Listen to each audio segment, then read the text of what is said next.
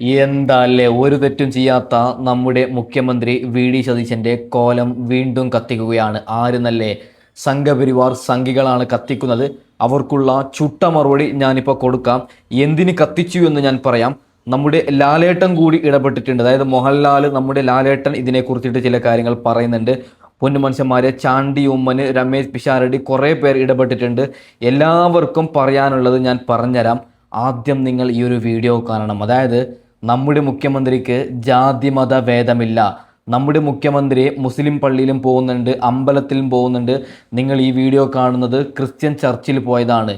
ഇത് സംഘപരിവാറിന് നല്ല രീതിയിൽ കുരുപൊട്ടുകയും അതായത് അവരൊക്കെ നമുക്കറിയാം, അവർക്ക് മുസ്ലിമുകളെ കണ്ടാലാവുന്നില്ല, സംഘികൾക്കാണ് ഈ പറയുന്ന ക്രിസ്ത്യാനികളെ കണ്ടാലാവുന്നില്ല. ആ ഒരു സമയത്ത് നമ്മുടെ മുഖ്യമന്ത്രി പള്ളിയിലച്ചന്മാരെ കെട്ടിപ്പിടിക്കുമ്പോൾ അവർക്കത് ഒക്കുന്നില്ല. അതിനുശേഷം ചെയ്ത പ്രവൃത്തി, മദ്യത്തിൻ്റെ പേര് പറഞ്ഞിട്ട് നമ്മുടെ മുഖ്യമന്ത്രിയുടെ കോലം കത്തിക്കുന്ന ആ ഒരു വീഡിയോ നിങ്ങളൊന്ന് കാണണം. അതിനു മുമ്പ് മുഖ്യമന്ത്രി വി ഡി സതീശനെ ഇഷ്ടപ്പെടുന്നവർ ഇപ്പൊ തന്നെ ലൈക്ക് ചെയ്യണം, ഒന്ന് ഹൈപ്പ് ചെയ്യണം, സബ്സ്ക്രൈബ് ചെയ്യണം. ഓക്കെ, തീർച്ചയായിട്ടും ലൈക്ക് ചെയ്യണം. ഒന്നറിയാൻ വേണ്ടിയിട്ടാണ് എത്ര പേർക്ക് മുഖ്യമന്ത്രിയെ ഇഷ്ടമുണ്ടെന്ന്. ആദ്യം നമുക്ക് കോലം കത്തിക്കുന്ന ആ ഒരു ദൃശ്യം നോക്കാം. അതിനുശേഷം നമ്മുടെ മുഖ്യമന്ത്രി അതിനൊക്കെ മറുപടി കൊടുക്കുന്നുണ്ട്. അതൊക്കെ ഞാൻ വെച്ചു തരാം. ഓക്കെ,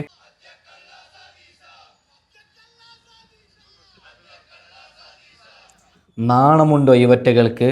അതായത് നമ്മുടെ മുഖ്യമന്ത്രി അധികാരത്തിൽ കയറിയിട്ട് ഒരു മാസത്തിനുള്ളിൽ എന്തൊക്കെ കാര്യങ്ങളാണ് ആക്കിയത്. നിങ്ങളുടെ കണ്ണിന് എന്തെങ്കിലും പ്രശ്നമുണ്ടോ?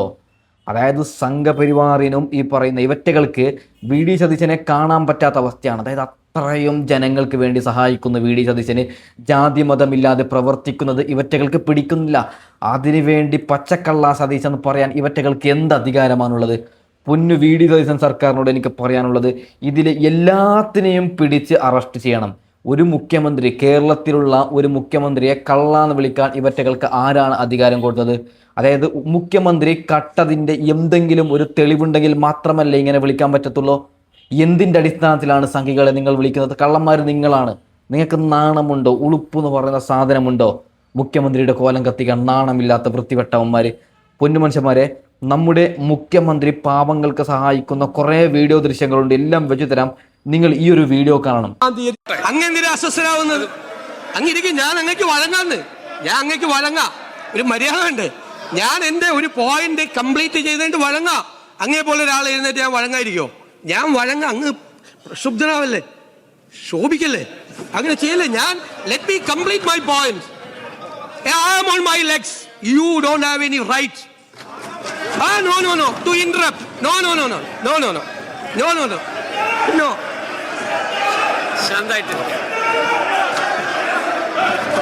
ശാന്തായിട്ടിരിക്കപ്പെട്ട മുഖ്യമന്ത്രി പ്രതിപക്ഷത്തെ നേരിടേണ്ടത് ഇങ്ങനെയല്ലോ. യു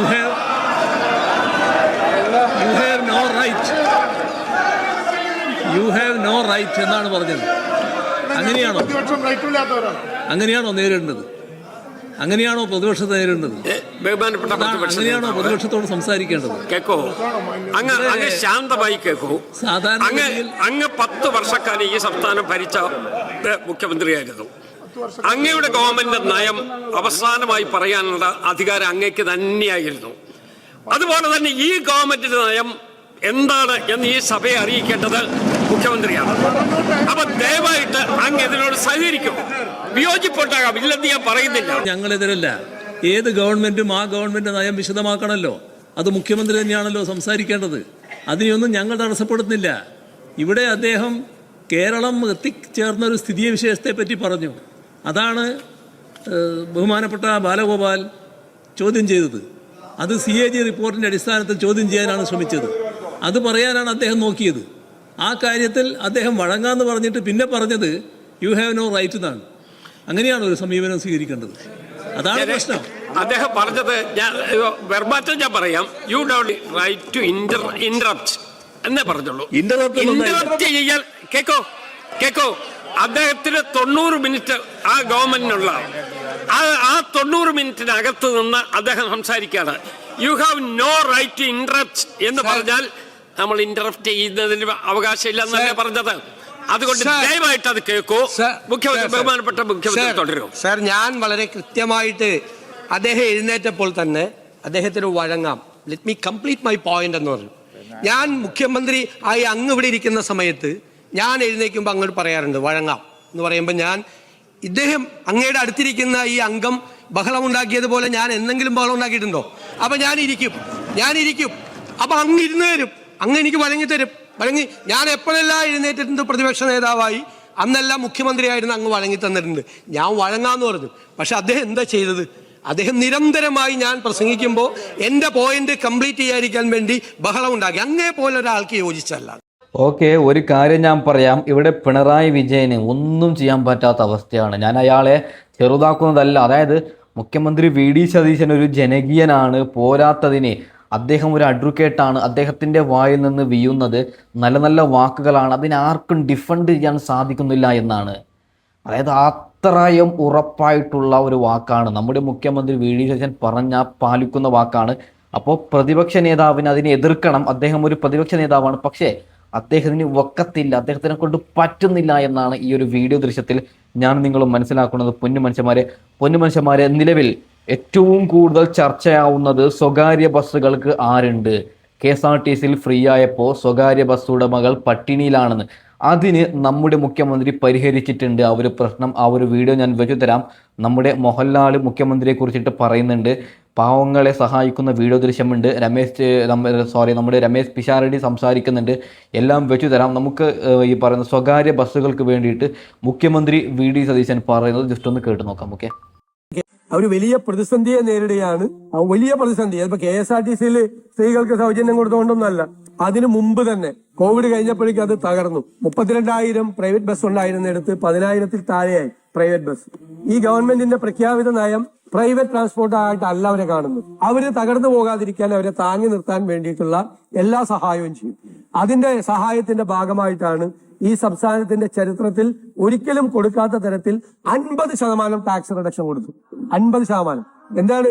ഒരു ഇൻഡസ്ട്രി തകർന്നു പോയിട്ടെന്ന് കരുതിയാൽ ഒരു ഇൻഡസ്ട്രി അത് പോയാൽ ഒരുപാട് പേർക്ക് റിക്കവറി പ്രശ്നങ്ങളെല്ലാം ഉണ്ടാവും. KSRTC കേരളത്തിൽ എല്ലായിടത്തും സർവീസ് നടത്തുന്നില്ല.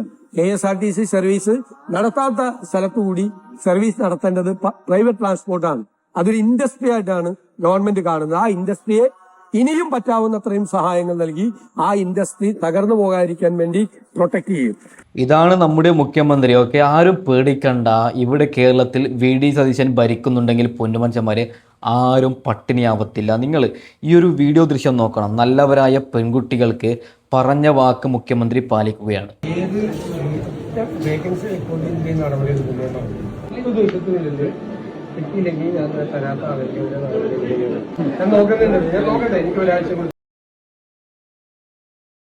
കണ്ടു നിങ്ങൾ? അതായത് നടപടി എടുക്കൂന്ന് പറഞ്ഞിട്ട് അത് പാസ്സാവുകയാണ്. ഇതാണ് മുഖ്യമന്ത്രി. കണ്ട് പഠിക്കണം കോലം കത്തിക്കുന്നവരെ. ഇതായത് യുവമോർച്ചയാണ് മുഖ്യമന്ത്രിയുടെ കോലം കത്തിച്ചത്. അവരോട് ഒരു ചോദ്യം ചോദിച്ചിട്ട് ബാക്കി വിഷയത്തിലേക്ക് കടക്കാം. അയോധ്യ രാമക്ഷേത്രത്തിൽ പാവങ്ങളായ നല്ലവരായ വിശ്വാസികൾ അവിടെ വിശ്വസിച്ചിട്ട് ദൈവത്തിന്, അതായത് ആ ഒരു അമ്പലത്തിന് വേണ്ടിയിട്ട്, ആ ഒരു ക്ഷേത്രത്തിന് വേണ്ടിയിട്ട് സംഭാവന ഇടുമ്പോൾ അതിനെ കട്ടവർക്ക് വേണ്ടി നിങ്ങൾ എന്തുകൊണ്ട് സമരം ചെയ്തിട്ടില്ല? നാണമുണ്ടോ? ഇവിടെ പാവങ്ങളെ സഹായിക്കുന്ന മുഖ്യമന്ത്രി വി ഡി സതീശൻ്റെ കോലം കത്തിക്കാൻ നിങ്ങൾക്ക് ആര് ലൈസൻസ് തന്നു? ജനങ്ങൾക്ക് വേണ്ടിയിട്ട് പ്രവർത്തിക്കുക യുവമോർച്ചയെ. ഓക്കെ പൊന്നുമനുഷ്യന്മാർ, നമുക്ക് ബാക്കി വിഷയത്തിലേക്ക് കടക്കാം. നമ്മുടെ ലാലേട്ടൻ മുഖ്യമന്ത്രി വി ഡി സതീശനെ കുറിച്ച് പറയുന്നത്. ഒരാളെ മുഖ്യമന്ത്രിയാക്കാൻ വേണ്ടി നാടൊന്നായി മുറവിളി കൂട്ടിയ അനുഭവം കേരള ചരിത്രത്തിൽ തന്നെ വിരളമായിരിക്കും. പരവൂരിന് മാത്രമല്ല കേരളത്തിനാകെ ഈ ഒരാളെ വേണം എന്ന് തോന്നാൻ കാരണം എന്താണ് എന്ന് ഞാൻ ആ ദിവസങ്ങളിലേറെ ആലോചിച്ചിട്ടുണ്ട്. സത്യസന്ധത, സുതാര്യത. ബഹുമാനപ്പെട്ട സതീശൻ സാറിന് ഇവ രണ്ടും പ്രകടമാണ്. ജീവിതത്തിൽ അങ്ങോളം മറ്റെന്തൊക്കെ കൈമോശം വന്നാലും ഇവ രണ്ടും കാത്തു സൂക്ഷിക്കാൻ അദ്ദേഹത്തിന് സാധിക്കട്ടെ എന്ന് ഞാൻ പ്രാർത്ഥിക്കുന്നു, ആശംസിക്കുന്നു. ഭൂമിയിലെ തന്നെ ഏറ്റവും മനോഹരമായ ഒരു ദേശത്തിൻ്റെ ഭാഗ്യവനായ മുഖ്യമന്ത്രിയാണിപ്പോൾ Shri V D Satheesan sir. മഴയും പുഴകളും മലയും കാടും കടലും ഒരുപോലെ അനുഗ്രഹിച്ച ഒരിടം. കൃഷിയും വാണിജ്യവും കലയും സംസ്കാരവും പരസ്പരം ലയിച്ച നാട്. തൊഴിലിൻ്റെ ഭാഗമായി കേരളത്തിൽ അങ്ങോളം ഇങ്ങോളം യാത്ര ചെയ്യുന്ന ഒരാളാണ് ഞാൻ. അപ്പോഴെല്ലാം ഈ നാടിനെയും അതിൻ്റെ അമൂല്യമായ സമ്പത്തിനെയും വേണ്ട രീതിയിൽ ഉപയോഗിക്കാൻ നമുക്ക് സാധിച്ചിട്ടുണ്ടോ എന്ന് ഞാൻ സംശയിച്ചിട്ടുണ്ട്. അതിൻ്റെ സാധ്യതകളെ ഫലപ്രദമായ വിധത്തിൽ വിനിയോഗിക്കാൻ നമുക്ക് സാധിച്ചിട്ടില്ല എന്നാണ് എൻ്റെ അഭിപ്രായം. നമ്മുടെ ചരിത്രം, സംസ്കാരം, കല, പ്രാദേശിക ഭംഗികൾ, കാലാവസ്ഥ, വാണിജ്യ വിഭവങ്ങൾ തുടങ്ങി ലോകത്തിന് പ്രിയപ്പെട്ട എത്ര കാര്യങ്ങൾ. കുരുമുളക് കൊണ്ടുപോയ വൈദേശിക ശക്തികളോട് ഞങ്ങളുടെ തിരുവാതിര ഞാറ്റുവേല നിങ്ങൾക്ക് കൊണ്ടുപോകാൻ സാധിക്കില്ലല്ലോ എന്ന് പറഞ്ഞ് രാജാവിന് ഓർമ്മ വരുന്നു. അത്രമേൽ അനുഗ്രഹീതരാണ് നമ്മൾ. കാഴ്ചപ്പാടുള്ള ഒരു ഭരണാധികാരിക്ക് മുന്നിൽ ഒരേ സമയം വെല്ലുവിളിയും സാധ്യതകളുമാണ് ഇവ. സാമാന്യത്തിലധികം വായനയും ചിന്തയുമുള്ള സതീശൻ സാറിന് ഇക്കാര്യങ്ങളെല്ലാം എന്നെക്കാൾ നന്നായിട്ടറിയാം എന്നെനിക്ക് ഉറപ്പുണ്ട്. നെഹ്റുവിയൻ സോഷ്യലിസ്റ്റായ ശ്രീ VD സതീശൻ സാർ നെഹ്റുവിനെ പോലെ വലിയൊരു ഡ്രീമർ ആവാതെ തരമില്ല. അദ്ദേഹത്തിൻ്റെ സ്വപ്നങ്ങളിലൂടെ കേരളം മഴവിൽ ഭംഗിയോടെ വളരും എന്ന് ഞാൻ പ്രത്യാശിക്കുന്നു. അത്തരം ഒരു നാടിനെ സൃഷ്ടിക്കാൻ മുഖ്യമന്ത്രിക്ക് സാധിക്കട്ടെ എന്ന് ഞാൻ പ്രാർത്ഥിക്കുന്നു. ഓക്കെ, നമ്മുടെ ലാലേട്ടനെ പോലെയുള്ള ഒരാളാണിത് പറയുന്നത്. ആരാണ് ലാലേട്ടൻ? ഞാനൊരു കാര്യം പറയാം, സത്യസന്ധനായിട്ടുള്ള സിനിമാ നടനാണ് നമ്മുടെ ലാലേട്ടൻ. അങ്ങേരെ ഞാൻ പൊക്കി പറയുന്നതല്ല, നമുക്ക് ഒരാളുടെ വാക്കിൽ നിന്ന് അവരുടെ സ്വഭാവം എന്ത് നമുക്ക് മനസ്സിലാക്കാൻ പറ്റും. അപ്പോൾ നല്ല ഒരു മനുഷ്യനാണ് നമ്മുടെ ലാലേട്ടൻ. ആ ലാലേട്ടൻ പോലും മുഖ്യമന്ത്രിയെ പറയുന്നുണ്ട്. എന്തായാലും ഇവിടെയുള്ള മറ്റ് സംഘികൾക്കും ഈ പറയുന്ന യുവമൂർച്ചകൾക്കും നമ്മുടെ മുഖ്യമന്ത്രി ഓക്കെ പൊന്നുമനുഷ്യന്മാര്, നമ്മുടെ ചാണ്ടി ഉമ്മൻ ജനകീയനാണ്, ജനങ്ങൾക്ക് വേണ്ടി പ്രവർത്തിക്കുന്ന നല്ലൊരു പുതുപ്പള്ളിയുടെ MLA ആണ് നമ്മുടെ ചാണ്ടി ഉമ്മൻ. അവിടെ അതായത് യുവാക്കൾ കൂടുതലാണ്. യുവാക്കൾ കൂടുതൽ ഇപ്പം എല്ലായിടത്തും അങ്ങനെ തന്നെയാണ്. പക്ഷേ ഈ പുതുപ്പള്ളിൻ്റെ ഒരു പ്രത്യേകത എന്ന് പറയുമ്പോൾ അവിടെ ഗ്രൗണ്ടുകൾ കൂടുതലാണ്, കളിഭ്രാന്തന്മാരാണ്. കളിഭ്രാന്തം എന്ന് പറയുമ്പോൾ ക്രിക്കറ്റ് കളി, ഫുട്ബോൾ കളി ഭ്രാന്തന്മാരാണ്. അവർക്ക് വേണ്ടി നമ്മുടെ ചാണ്ടി ഉമ്മൻ സംസാരിക്കുന്ന ആ ഒരു വീഡിയോ ദൃശ്യം നിങ്ങളൊന്ന് കാണണം. അതിനുശേഷം നമ്മുടെ രമേശ് പിഷാരടി ഇത് വെച്ച് തരാം. Okay, Shri Chandy Oommen. Sir, one panchayat one play ground എന്ന പദ്ധതി അത് എത്ര ശതമാനം പൂർത്തിയായി എന്ന് പറയാൻ സാധിക്കുമോ? അത് എങ്ങനെ പരിഷ്കരിച്ച് മുന്നോട്ട് പോകും? ഒപ്പം സാമ്പത്തികമായി പിന്നോക്കം നിൽക്കുന്ന വിദ്യാർത്ഥികൾ നല്ല കളിക്കാരാണെങ്കിൽ അവർക്ക് എങ്ങനെ പ്രോത്സാഹനം കൊടുക്കാം, അവരെ എങ്ങനെ പിന്തുണയ്ക്കാം എന്നുള്ളതാണ് മിനിസ്റ്റർ.